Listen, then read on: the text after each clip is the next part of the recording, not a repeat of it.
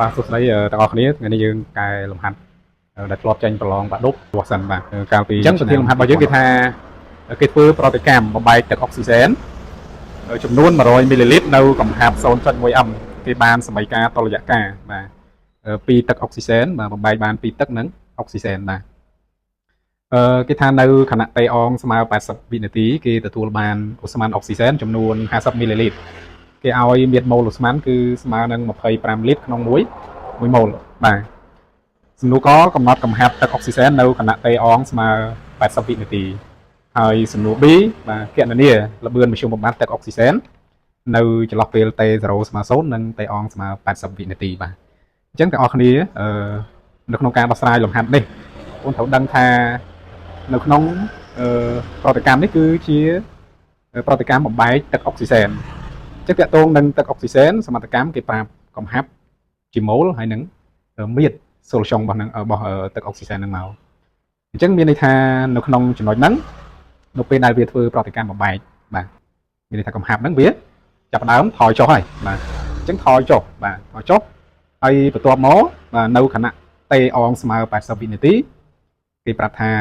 ផលិតផលដែលទទួលបានជាអូស្មန်អុកស៊ីសែនហ្នឹងកើតបានចំនួន50មីលីលីត្រតោះនេះ50មីលីលីត្រអញ្ចឹងតកតងនឹងសំណួរកដែលគេឲ្យកំណត់កំហាប់ទឹកអុកស៊ីសែននៅខណៈពេលតេអងស្មើ50វិនាទីហ្នឹងគឺជាកំហាប់ក្រោយពេលដែលវាចូលរួមនៅក្នុងន័យនេះយើងអាចនិយាយបានថាគឺជាកំហាប់សល់កំហាប់ទឹកអុកស៊ីសែននៅសល់តោះនេះអញ្ចឹងអូនចាំឲ្យច្បាស់តកតងទៅនឹងសមត្ថកម្មតោះនេះព្រោះប្រតិកម្មរបស់យើងជាប្រតិកម្មបំបែកទឹកអុកស៊ីសែនហើយមួយវិញទៀតបាទល្បឿនប្រតិកម្មគេហៅថាល្បឿនបំបត្តិតោះនេះល្បឿនបំបត្តិអង្គធាតុប្រតិករអញ្ចឹងក្នុងករណីដែលគេប្រាប់កំហាប់ដើមរបស់វាហើយគេសួររកកំហាប់របស់វា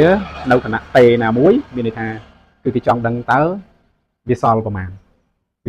នៅពេលដែលដល់គណៈតេហ្នឹងអញ្ចឹងមានន័យថាម៉េចគឺរកកំហាប់ទឹកអុកស៊ីសែនដែលនៅសល់អូខេអញ្ចឹងយើងត្រឡប់មកវិញយើងស្រង់សមត្ថកម្មអូនមើលសមត្ថកម្មវាបាទសូលស្យុងបាទទឹកអុកស៊ីសែន2O2 បាទគេប្រាប់បាទកំហាប់របស់វាមកបាទកំហាប់របស់វាស្មើនឹង 0.1 អឹមបាទ VS របស់វាគឺស្មើនឹង100មីលីលីត្រនេះបាទចំណុចហ្នឹងគឺគណៈពេលដើមកន្លែងនេះគឺក្នុងប្រធានគេតាំងដោយ T0 បាទ T0 ស្មើ0សូលចុងទឹកអុកស៊ីសែនរបស់យើងមានកំហាប់ប៉ុណ្ណេះមានមាត្រប៉ុណ្ណេះអញ្ចឹងមាត្រប៉ុណ្ណឹងយើងបែកទៅជាលីត្រស្មើប៉ុន្មានបាទចែក 1000 បាន10ស្វ័យគុណដល់1លីត្របាទ10សេគុណដល់1លីត្របន្ទាប់មកទៀតនៅគណៈពេលតេអងគឺតេបន្ទាប់បាទអញ្ចឹងចំណុចនេះយើងតាំងតេ0ដោយជាគណៈតេដើមហើយតេអងជាគណៈពេលទី2ពេលបន្ទាប់ស្មើ80វិនាទីបាទគឺបំបែកបានតោះនេះបាទលទ្ធផលហ្នឹងគឺកើតបានអូស្មန်អុកស៊ីសែនបាទអូស្មန်អុកស៊ីសែនបាទមានមាត្រស្មើនឹង50មីលីលីត្រ50មីលីលីត្រហើយមាត្រម៉ូលអូស្មန်25លីត្របាទក្នុង1ម៉ូលតាមរយៈសម័យការវាបង្កើតបានអូស្មန်អុកស៊ីសែនហើយកុំភ្លេចទឹកដែរណាបាទអញ្ចឹងអូស្មန်អុកស៊ីសែនដែលទទួលបានហ្នឹងគឺវាទទួលបាននៅខណៈតេបន្ទាប់ខណៈតេក្រោយមកព្រោះនេះបាទដូចគ្រូបានបញ្ជាក់ថាល្បឿនហ្នឹងវាតកតងនឹងល្បឿនបំបត្តិបាទល្បឿនបំបត្តិខ្សែករបស់វាគឺថយចុះបាទខ្សែករបស់វាថយចុះបាទអញ្ចឹងមានន័យថាអឈរនេះជាអកំហាប់របស់អង្គធាតុប្រតិករអតេគឺអដេកគឺជាអរយៈពេលបាទតេរយៈពេលតេគិតជាវិនាទីបាទអញ្ចឹងពាក់ព័ន្ធជាមួយល្បឿនបំបត្តិកំហាប់ដើមរបស់អង្គធាតុប្រតិករនៅគណៈពេលតេស្មើ0យើងស្គាល់គឺ0.1 បាទ 0.1 ឃើញទេ 0.1 បាទអញ្ចឹងគេចង់ដឹងថានៅពេលដែលគណៈពេលតេស្មើ80វិនាទីក្រោយមកនេះបាទទីហោចចឹងចុះបាទតើកំហាប់ទឹកអុកស៊ីសែនចូលរួមបានប្រមាណឬក៏សំណួរនេះគឺគេសួរពាក់ព័ន្ធជាមួយនឹងពណ៌កំហាប់ទឹកអុកស៊ីសែននៅគណៈពេលតេអងស្មើ80វិនាទីអញ្ចឹងមានន័យថាគេចង់ដឹងថាតើកំហាប់ទឹកអុកស៊ីសែនហ្នឹងនៅសល់ប៉ុន្មានបាទតោះនេះគេសួរចូលរួមទេគេចង់ដឹងថាខណៈពេលតេអងស្មើ80វិនាទីហ្នឹងតើ កំហាប់ទឹកអូសែនហ្នឹងនៅសល់ប៉ុន្មានអញ្ចឹងយើងគិតមើលដើម្បីរកកំហាប់ទឹកអុកស៊ីសែនដែលនៅសល់បាទយើងធ្វើយ៉ាងម៉េចកន្លែងនេះយើងត្រូវចាំថាការគណនាពាក់ព័ន្ធរបរិមាណដែលនៅសល់បាទដូចរលុយសល់ដែរយកលុយដើមដកលុយចាយបាទអញ្ចឹងកំហាប់សល់ស្មើនឹងកំហាប់ដើមកំហាប់ដើមបាទដកកំហាប់ទឹកអុកស៊ីសែនបាទចាយឬក៏ចូលប្រតិកម្មហ្នឹងបាទស្អីចឹងមកបាទចូលប្រតិកម្មបាទទឹកអុកស៊ីសែនចូលប្រតិកម្មទាំងតនេះទាំងអស់គ្នាបាទនេះគឺជាអ្វីដែលយើងបានសង្ខេបនៅក្នុងប្រធានលំហាត់តោះយើងចាប់ដើមបាទយើងដាក់លេខ3បាទលេខ3បាទលំហាត់របស់យើងគឺលំហាត់រ៉ូម៉ាំងទី3បាទសំណួរសំណួរកអញ្ចឹងមុននឹងសេសំណួរកយើងបង្ហាញទៅលើសមីការតាំងប្រតិកម្មសិនមកសមីការតាំងប្រតិកម្មបាទអូខេអញ្ចឹងយើងទៅសេសមីការមកគេឲ្យហើយពីទឹកអុកស៊ីសែន AQ បំបែកបានទៅជាពីទឹកយ៉ាបាទឡំ liquid បូកនឹងអុកស៊ីសែនបាទស្មានអញ្ចឹងយើងដាក់សំណួរករបស់យើងសំណួរកបាទកណនីបាទកណនីកំហាប់ទឹកស៊ីសែននៅខណៈតេអងស្មើ80វិនាទីបាទកណនីកំហាប់ H2O2 បាទនៅខណៈតេអងស្មើ80វិនាទីចឹងបញ្ជាក់តិចថាកំហាប់ទឹកអូសែននៅខណៈតេអងស្មើ80វិនាទីគឺជាកំហាប់ដែលនៅសល់ណាកំហាប់សល់តោះនេះកំហាប់សល់បាទអូខេចឹងតែចាំណាពេលប្រឡងមិនបាច់ដាក់បញ្ជាក់នេះទេបាទយល់ខ្លួនឯងហ្នឹងបាទចឹងវិធីសាស្ត្ររបស់យើងអូនអាចដាក់សមត្ថកម្មចូលមក 0 ស្មើ0បាទ T0 ស្មើ0បាទអរនេះកំហាប់ដើមរបស់វាស្មើនឹងបាទ T0 ស្មើ0កំហាប់ដើមរបស់ទឹកអុកស៊ីសែនបាទស្មើនឹង 0.1 m បាទ VS ស្មើនឹង100 មីលីលីត្របំបែកទៅជាលីត្រ10ស្វ័យគុណដក1លីត្របាទតេអងស្មើ80វិនាទីបាទស្មានអុកស៊ីសែនកើតបានមានបាទវ័យអុកស៊ីសែនស្មើ50មីលីលីត្រដូចគ្នាដែរត្រូវបំបែកទៅជាលីត្រចែក1000អញ្ចឹងអាចសរសេរជាស្វ័យគុណបាន5 10ស្វ័យគុណដក2លីត្រអូខេ VM គេឲ្យមក25លីត្រក្នុង1ម៉ូលបាទអូខេនេះអញ្ចឹងឧទាហរណ៍រ៉ូម៉ូលអុកស៊ីសែននៅខណៈពេលតេអងស្មើ80មកបាទចំនួនម៉ូលអុកស៊ីសែនបាទចំនួនម៉ូលអុកស៊ីសែននាំឲ្យណាកន្លែងនេះយើងដាក់ថានាំឲ្យចំនួនម៉ូលអុកស៊ីសែនបាទដាក់រូបមន្តវាតិចមកដើម្បីយើងដឹងថាយើងរ៉ូម៉ូលវាតាមណាបាទវេអុកស៊ីសែនបត់តាមរូបមន្តចំនួនម៉ូលស្មានស្មើវេស្មានលើវេ m បាទបត់ជាលេខមក5 10ស្វ័យគុណដក2លីត្រចែកឲ្យបាទ25លីត្រក្នុង1ចាស់ជាស្រ័យបាទ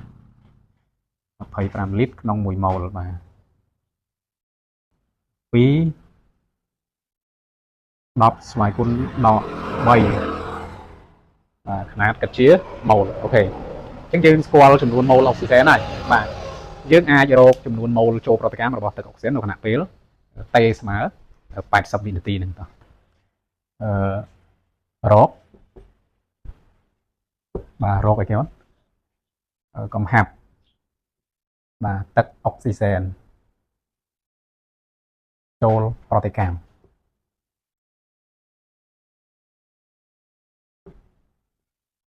បាទរកកំហាប់ទឹកអុកស៊ីសែនចូលប្រតិកម្មហ្នឹងហើយ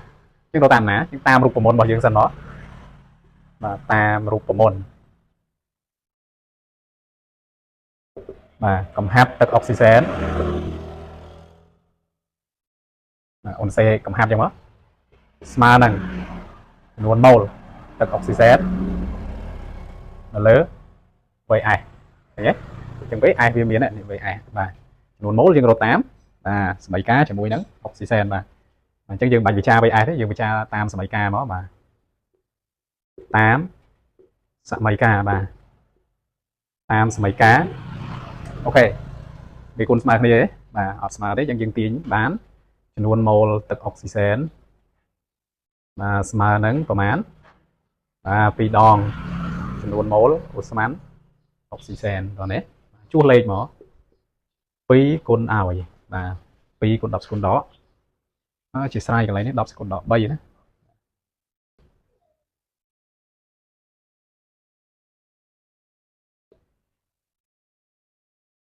ចឹងបាន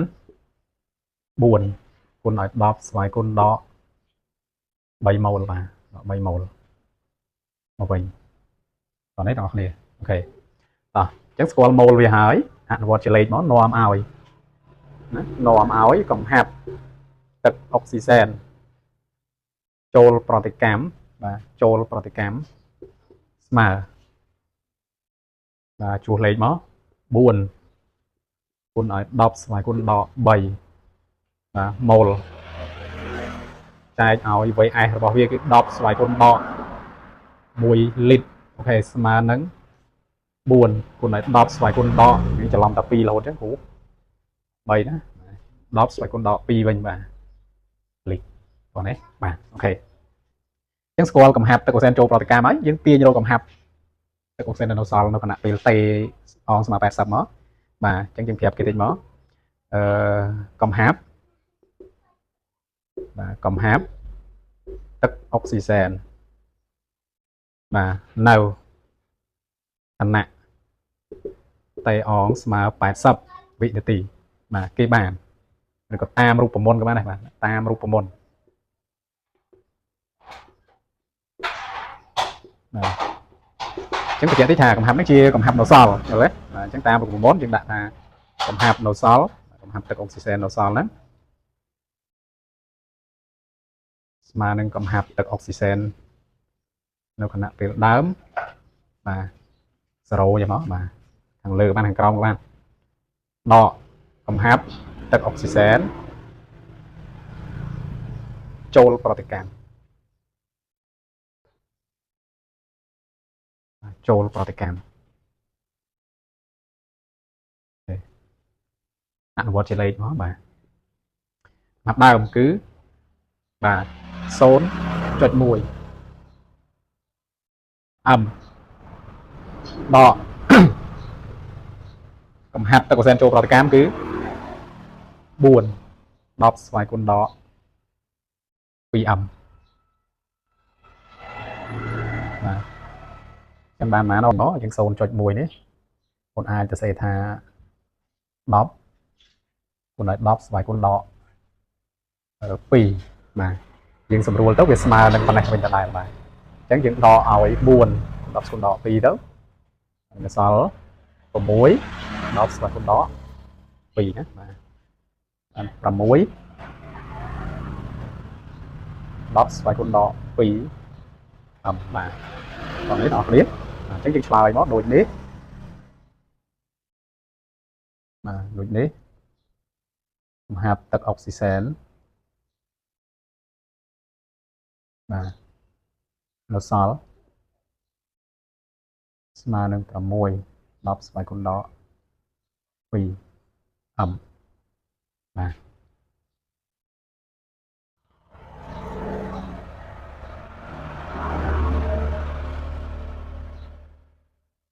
ពេលតោះណោះបងប្អូនបាទ